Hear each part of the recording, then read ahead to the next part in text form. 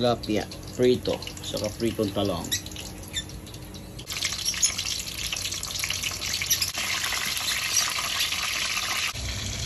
Nawala ng gas mga pre.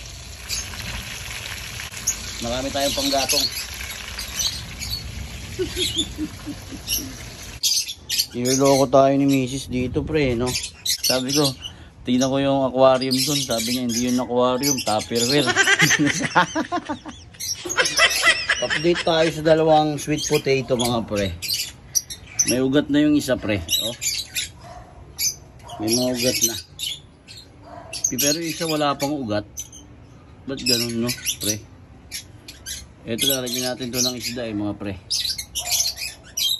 Mag-aalaga tayo ng isda dyan. Inakit ko na pala to sa rooftop mga pre. Inakit ko na.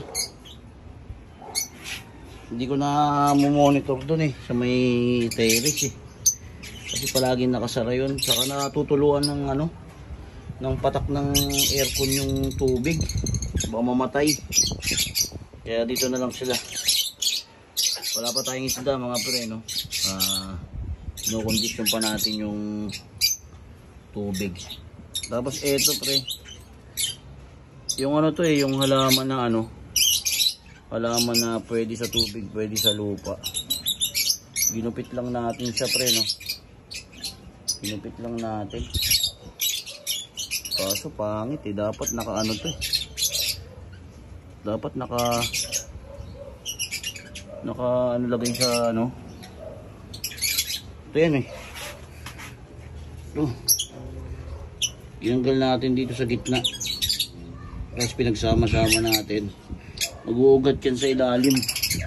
Ayan yung mga titiran ng gapi natin mga pre, no? Tapos yung ugat din nito hahaba yan dyan.